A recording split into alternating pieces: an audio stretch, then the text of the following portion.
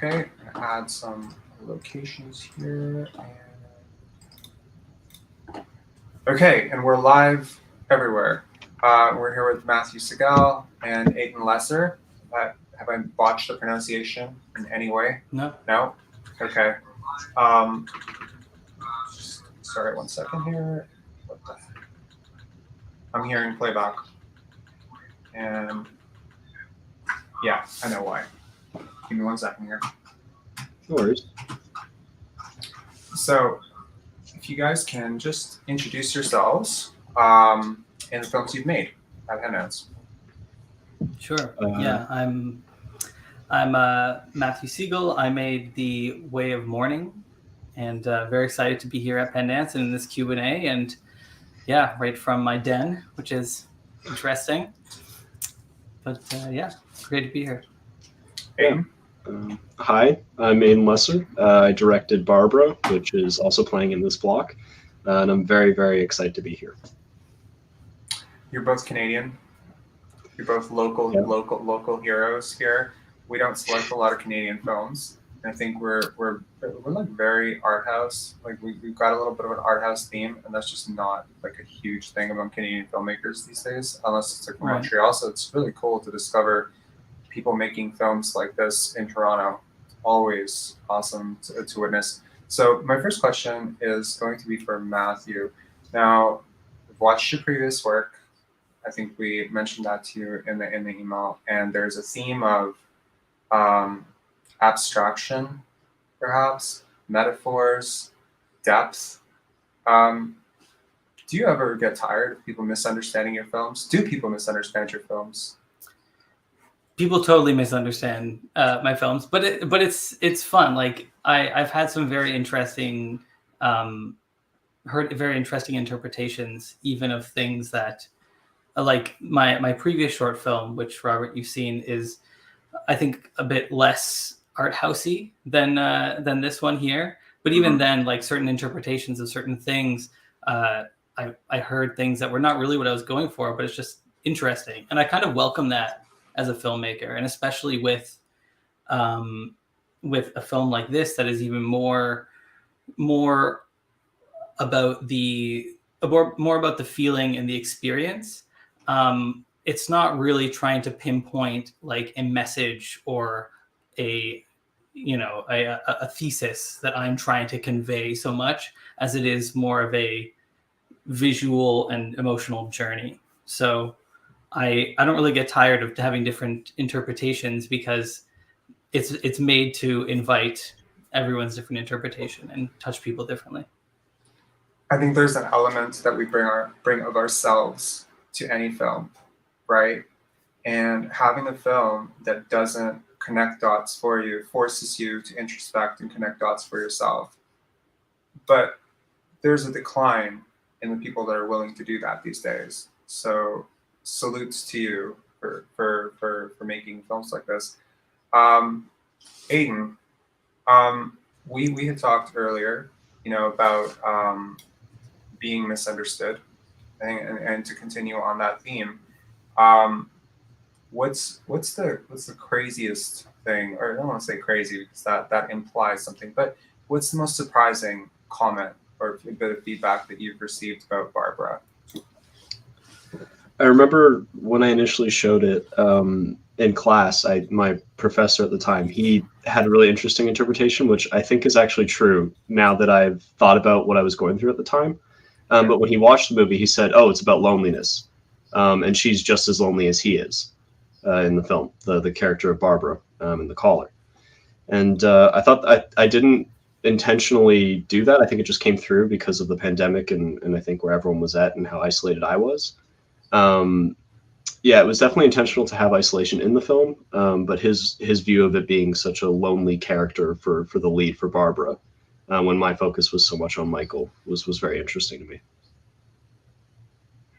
That's really interesting. I think that most filmmakers that are selected to Pendance are exploring questions more than anything. They're exploring questions with their work. There are things that they're trying to work through, trying to understand about themselves, about the world, and I think that sometimes that almost always makes for the most interesting films.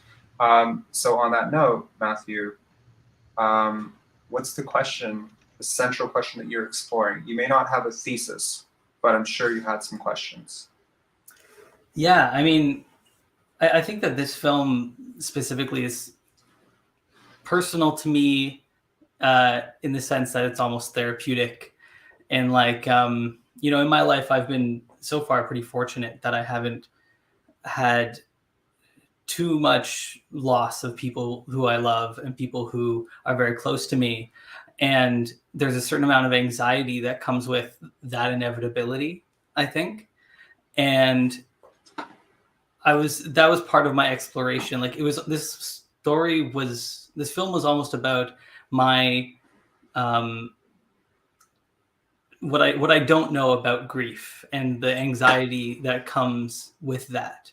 Like the characters are experiencing grief in very different and quite, absurd ways and extreme ways. And I think that is just a manifestation of like my anxiety of like, how is it going to hit me? And that to me is kind of the biggest question for myself. But that's not something that I necessarily expect other people to get when they watch this. It's a very personal thing about how I was creating this and the question I was asking myself. That's extremely interesting. We have a question here. The Way of Mourning felt very visceral, and I thought it maybe was about guilt. Are we gonna add this to the crazy things you've heard about your film, or do you think there's some merit to this? No, I mean, I think that's part of it, right? Like guilt is certainly a reaction that can come from loss. And it was a piece of the exploration.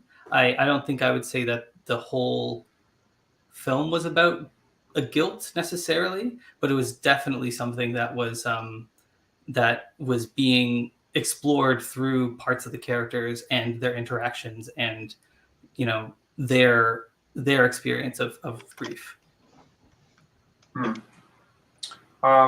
We have a question here from Bojana. The framing choice in Barbara was very interesting. What made you decide to stay in one frame and then move at the end to show her? A little spoiler, but that's not that much of a spoiler. Okay. So what was the decision to cut? So one of the interesting things is you have a DP who who's also a director. Who's got a film in this, and there were two films at this festival that short films, similar lengths, that exercised this no cut, don't cut the tension cinematography style. And of course, color us surprised when we find out that the DP on both was the same person. So like, was that your choice? Was that a collaborative choice? Initially it's interesting. It's actually the opposite, I think you might think, because initially my idea was to have it only as one single shot.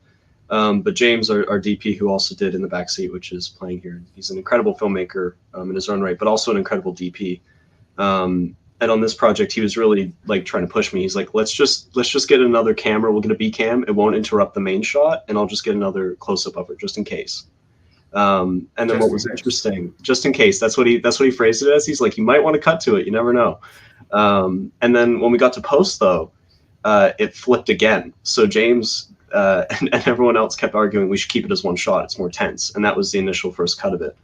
But then I kept playing around with the close-up, and I actually felt it was more effective with the close-up because I thought it was a nice, I don't know what the right word is, but release, yeah, or a nice insight almost to get, like, because for most of the movie, if you haven't seen it, is the characters in profile, but the close-up is in 3/4, so you can see more of her face and the actual motions going on a bit more closely into detail. And I thought that was a necessary decision to make in the final cut, was to cut to the close-up. But yeah, it was a very much a collaboration between me and James for that decision. Yeah, to anyone who watched this block, and of course people who are going to watch it a little bit later are going to see this Q&A stitched to the end of it, probably the cinematography throughout this block is so stunning. Whether it is, and it's different. It's different because cinematography and taste in cinematography is, of course, wildly subjective. So let's go to the other side of stillness and minimalist approach to extreme set design. Lots of extremely difficult to achieve properly angles. Matthew, your film, what went into the visual? And I remember your previous film. I remember it visually as well. Are you a visual director? Would you consider yourself a visual director? And where does that come from? I think I would say that I am a visual director. I don't know that I'm a person who has like every shot in my mind at all times going into it, but there's certainly like key things where it's like I really need this shot to be framed this way, and those are like the key moments. Like, for instance, the final shot in the film is this sort of tableau of the whole family together in this corridor, and they're staggered back, and it was, that was something that I was always like, we need to figure out how to achieve this. Like, we have this small space, we have this, we have our camera that we need to fit in there, and we need to see everybody's face. And it definitely took some tinkering and nudging people around, but like, I was so sure that that's what we needed, and we got there. And also there was a shot that I absolutely was like, we need to get this shot under the door.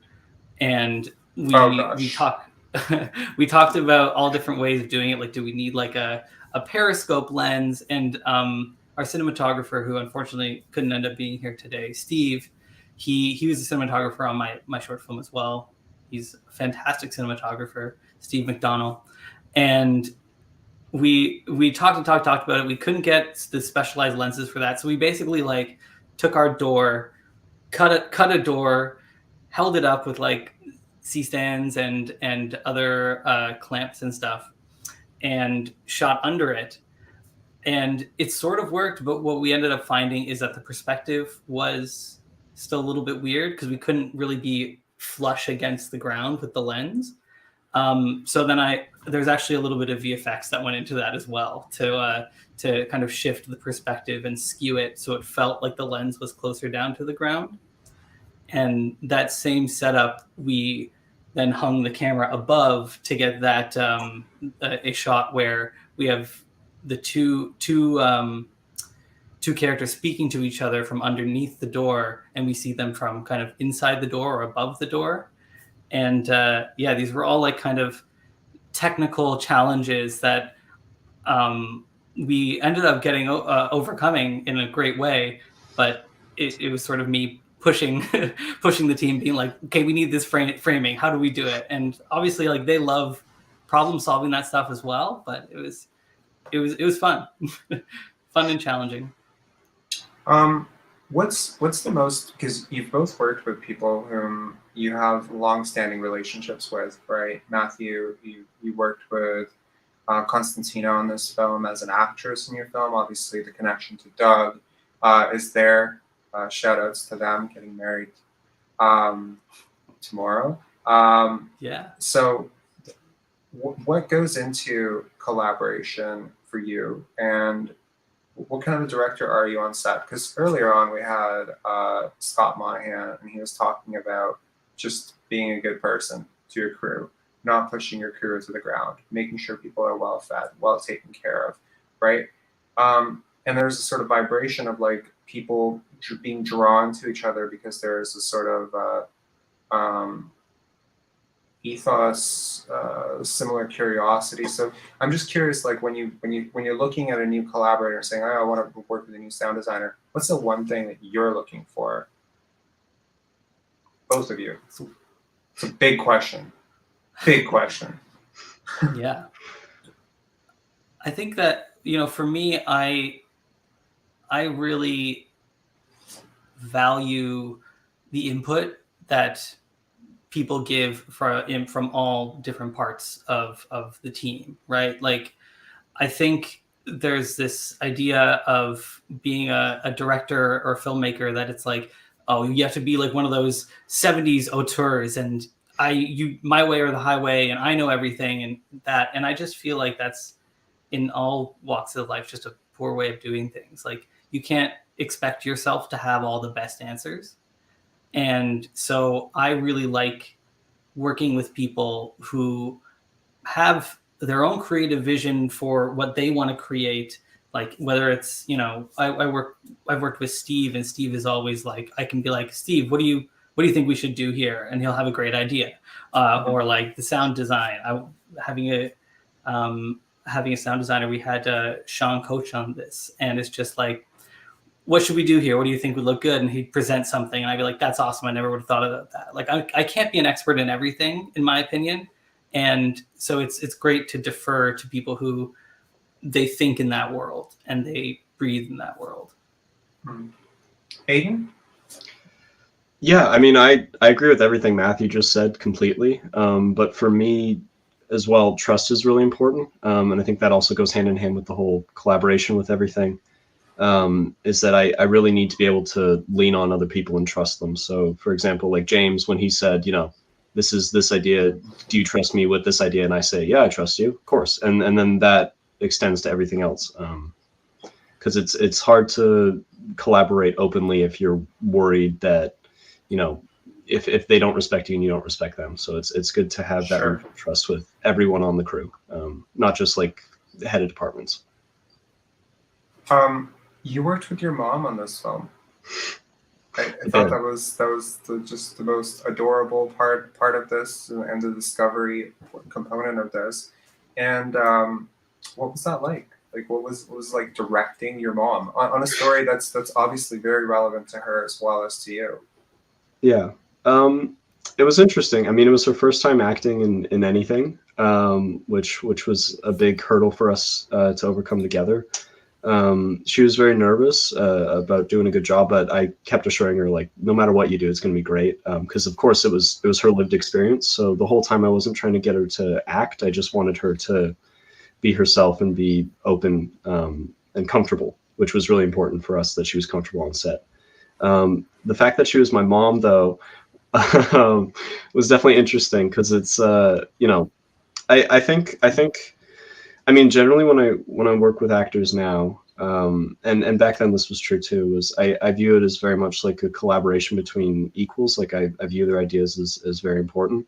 So I didn't feel like I was like in charge of my mom, like yelling at her or anything, but it was definitely an interesting dynamic because like She emailed us and confirmed yeah. that you absolutely were a nightmare to work with. Just an Oh yeah, FYI. I don't put it past her. I'm kidding. She did not do that. In fact, it's been so lovely to see how supportive your family has been just throughout.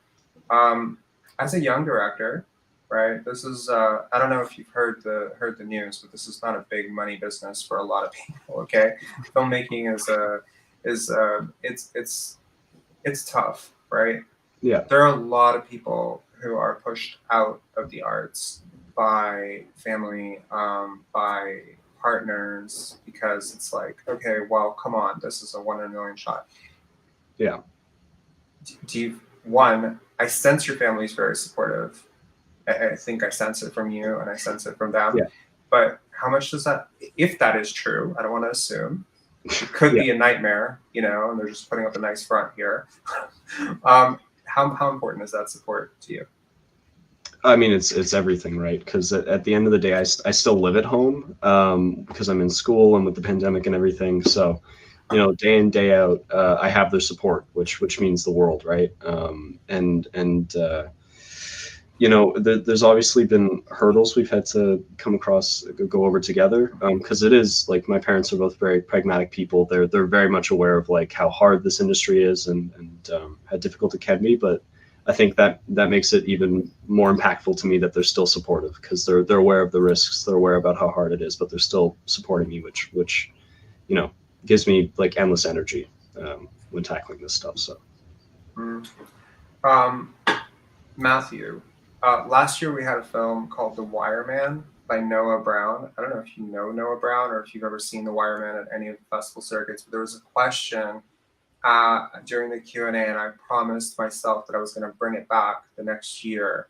And the question was, who's your wire person? And it basically means who's that person that you lean on. Is there someone in your life that like has been like the greatest sense of support for you as a filmmaker?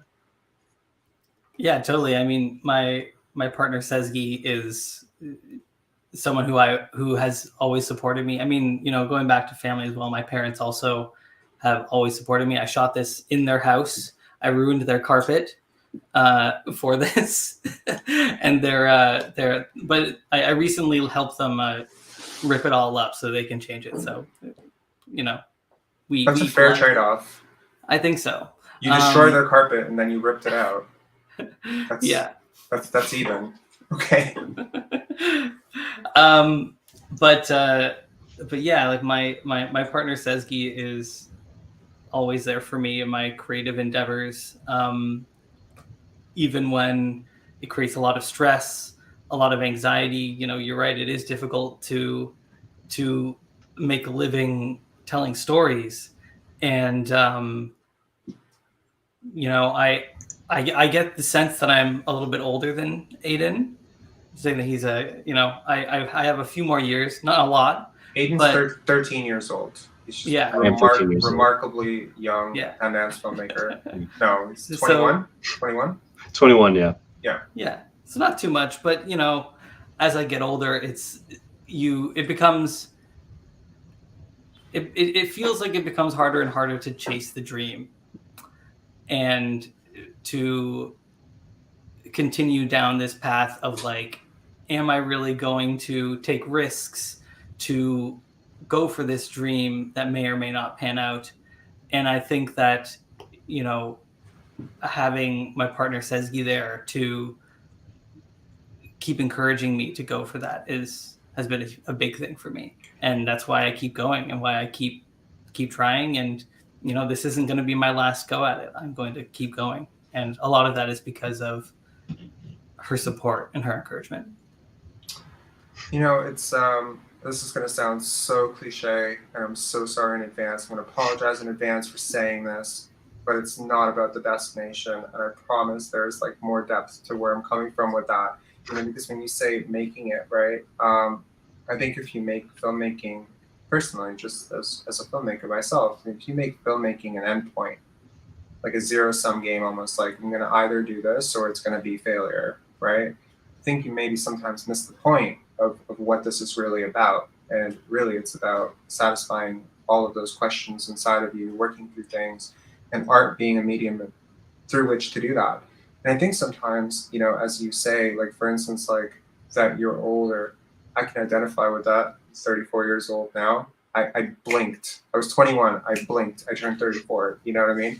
And there's so many expectations that come with that. And so many, like you should have X, Y, Z sorted out by 30. It's like, who says? Who says? There are things that I've done, at 18 that maybe no one will ever do in their life, and we all have sort of our own pathway. But I think that this extra anxiety that we maybe put on ourselves, I'll share with you, like, because we're in a private chat right now. No, we're totally live streaming this. But a friend of mine, who I won't name, won an Oscar. And I remember him telling me about it. And he said it was like the happiest moment of my life for a minute until it quickly morphed into the saddest moment of my life a minute later when I walked off stage. Because it didn't do what I thought it was going to do, which was satisfy that sense of I've made it. Because I hadn't made it. I now had this increasing anxiety of, okay, when's what about my next film? Is it going to be as good as this film? Will I ever win another Oscar? Am I going to be one of those one-hit ones? You know what I mean? So the anxiety is real. So yeah, so I would say, like, if you enjoy it, I think it'll work out. I think you're fantastically talented. But yeah, I don't know if that makes sense.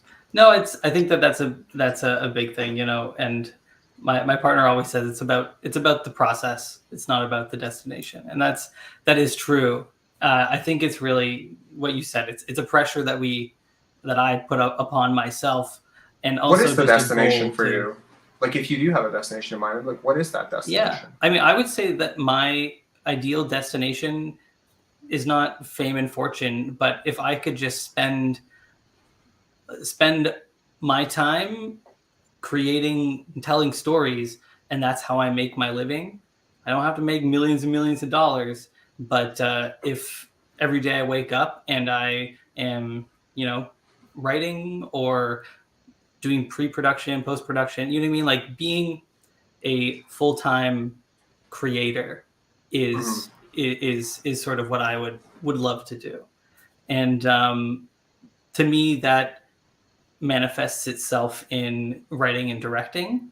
But I'm also learning that there's other ways of having that creative outlet that I'm really enjoying. So I feel like in the end it's going to be a blend of multiple different roles, but just making a living off being creative and telling stories is really my goal destination.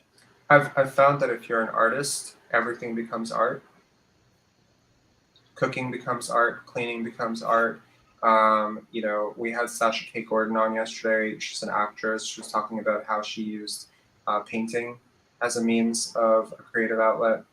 Tomorrow or the next day, I believe.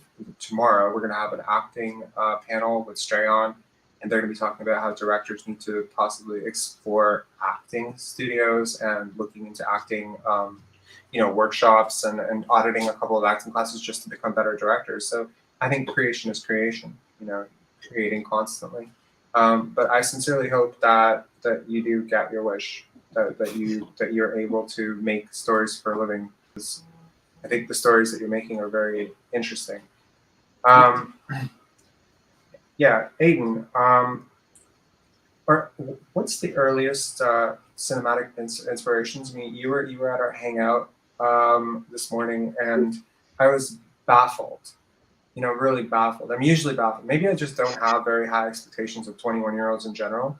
But I was sincerely baffled by your cinematic, the films that you were referencing. So, what drew you to film as a storyteller or storytelling, and earliest references, favorite filmmakers, favorite film? Yeah, it's a hard question to answer because it's a lot of movies. I think one specific one that really propelled me to want to be a director specifically was my grandfather was a big fan of Kurosawa. So from a young age, he gave me a bunch of these DVDs, and he was like, watch these movies. And they blew my mind. I saw Ran, I think was the first Kurosawa movie I saw, and I hadn't seen anything like that achieved in a movie. Like visually, storytelling wise, everything just blew my mind. And yeah, I find, it was a lot of things. I remember it's not one of my favorite movies, but I remember seeing Whiplash in a theater, and specifically the last 10 minutes, the reaction that the crowd had, and that I had, because that stereotypical thing that critics always write, where it's like everyone's standing up at the end of the movie, or like they're at the edge of their seat. I actually saw people like stand up when it ended, or they were actually on the edge of their seat. So I was like, I want to be able to do that to people. And yeah, that was when I was like sold. That's so interesting, and honestly, music, cinematography, everything in Whiplash really does drive you to that endpoint. Matthew, I'm kind of curious, now that you've made a few shorts, what's one thing that you're looking to get better at as a director? I've never asked a director this, but I'm kind of curious, like what you might say to that. Yeah, I think that one thing is like I'm not particularly good at imagining sound and music. I'm a very visual person. I can pick up a camera and some lights and shoot something that's relatively beautiful, but I couldn't even begin to touch a decent soundscape or things like that. And I really have to lean on a composer, sound designer to get the project to where it is. I think that I have a lot to grow, in the sense that I should practice being able to imagine that and have the idea of what is it going to sound like at this moment as I'm even, conceptualizing this story, conceptualizing the script. So that to me is always one of my biggest weaknesses that I want to work on. Aidan, what about you? Is it silly if I answer everything? No, Gosh, I think I could be better at it's a everything. cop out, but It it's is a not. cop out. I think if I had to be specific, I'd love to learn more about acting because I didn't grow up as a drama kid. I didn't go and do drama classes. I didn't attend a lot of plays. So it's very much a recent thing for me that I've been looking into acting and the history of acting. So specifically, I want to be able to understand performance and what's going on with actors more. I started acting myself a bit during the summer just so I could get that experience of what it's like to be on camera. But I still don't think it was enough. I'd like to just learn as much as possible as I can about acting because I think it's such a deep and complicated art into itself. And I've just kind of skimmed the surface. So It's a really useful exercise, yeah, to shoot a film with yourself as the lead actor and try to direct yourself. Just no stakes. Just put up a camera, try to see what you're doing, and then just get a feel for it. It's incredibly difficult. yeah. At one point, I tried to film the Rocky scene where he eats the eggs, Oh like when god. he swallows the eggs. And I Yeah. got one egg in, and I'm like, this career is not for me. This what we ask these actors to do Yeah. as directors is absolutely banana sandwich. And Oh yeah. yeah. So to those watching this Q&A after your screening, we'll part on this note here of what's one thing that you suspect that the audience may not have understood about your film that you would like them to know. Matthew's like everything. uh, that's a tough question. I mean, I think that one thing is that the character of the father who has the stones and no lines,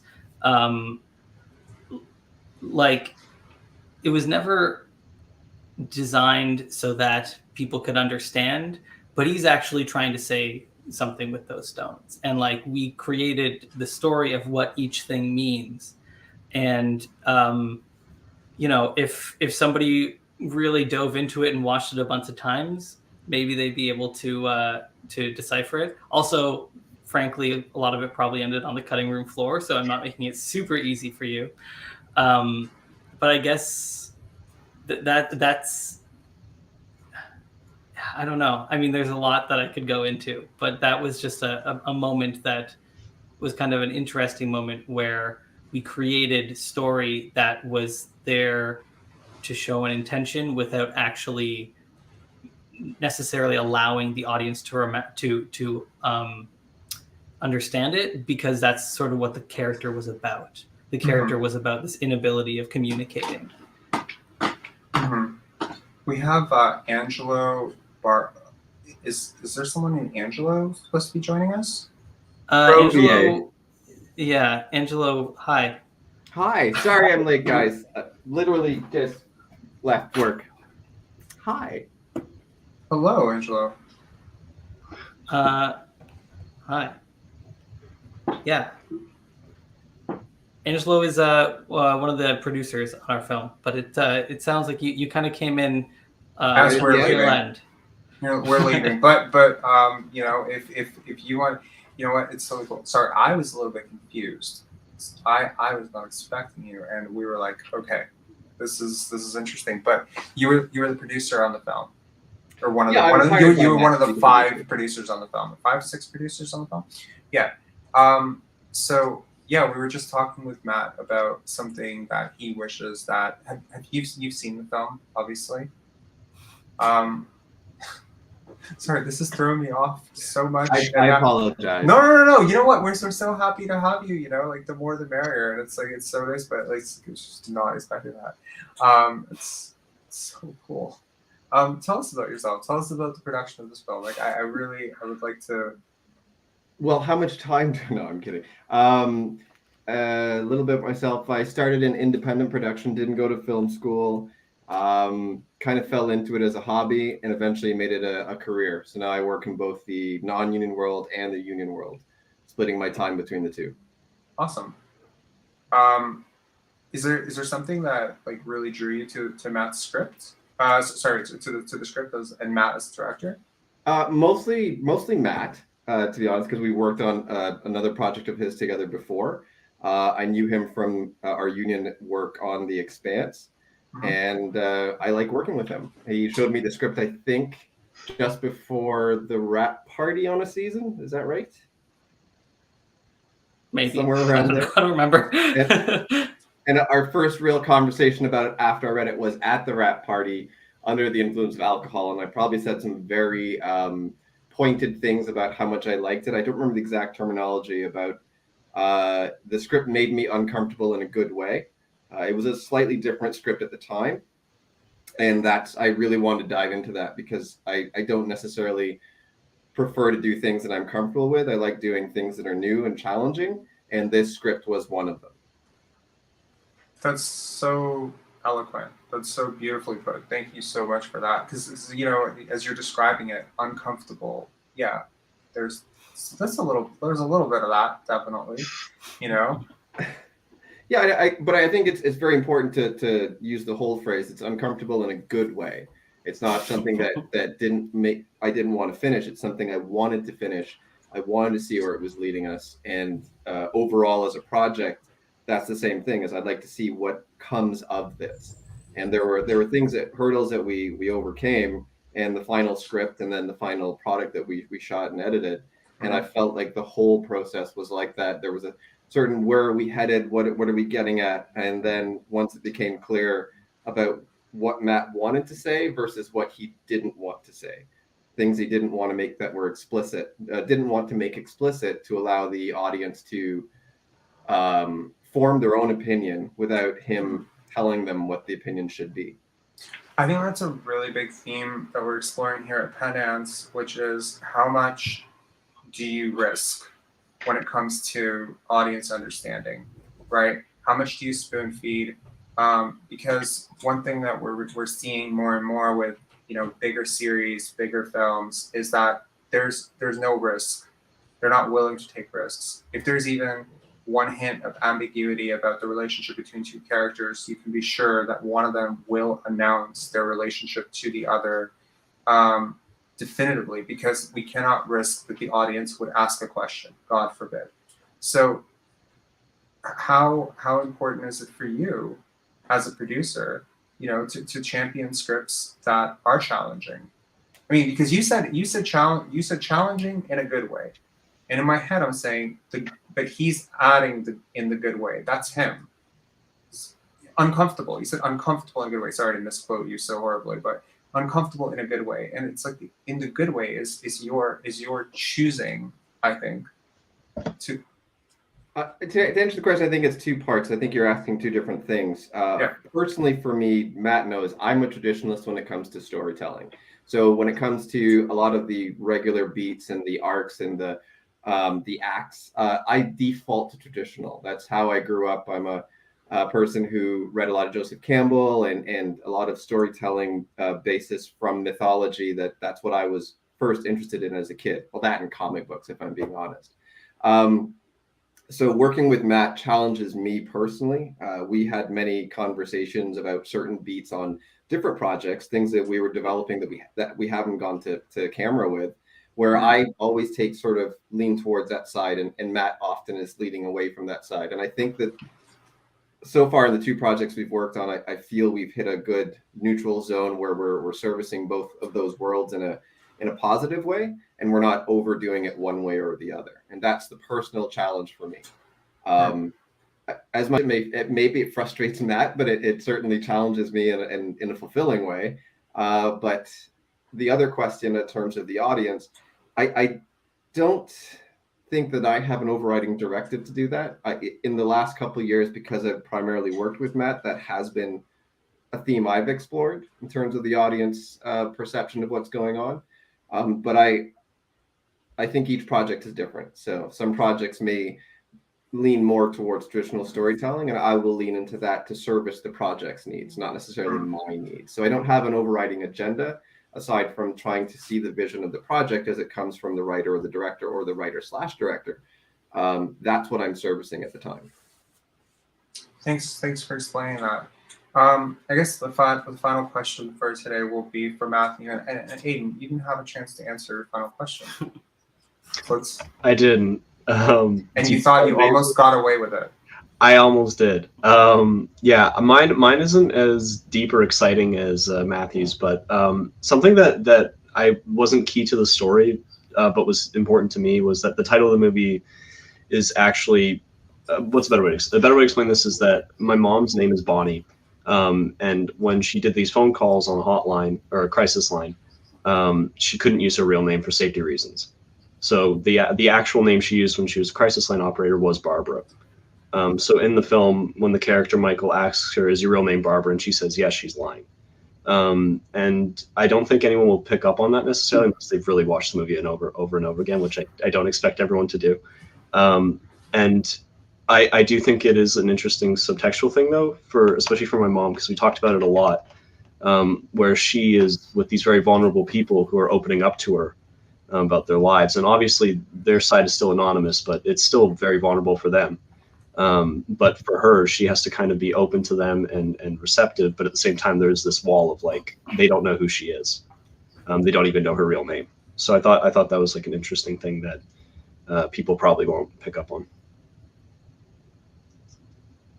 I didn't pick up on that.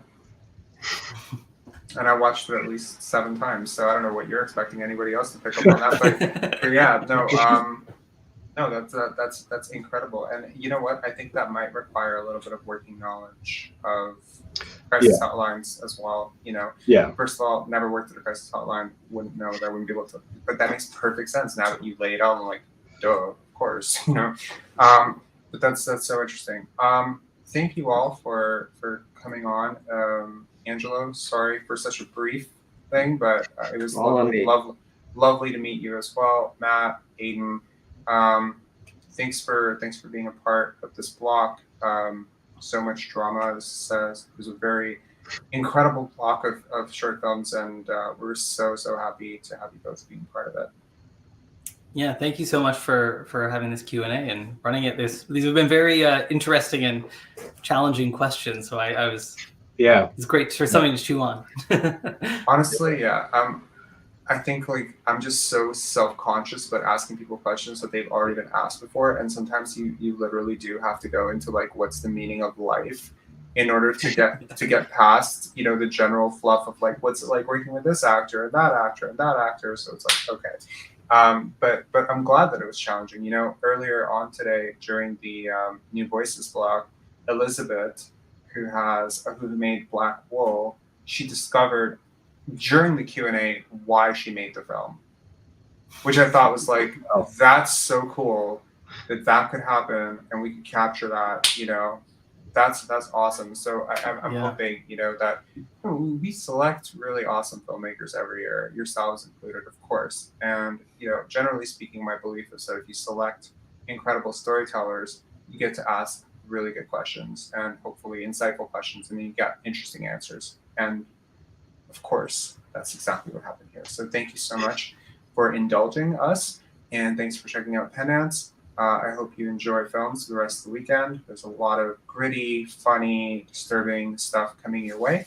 And yeah, thanks. Yeah. Thank you. Take care. See y'all. Thank you.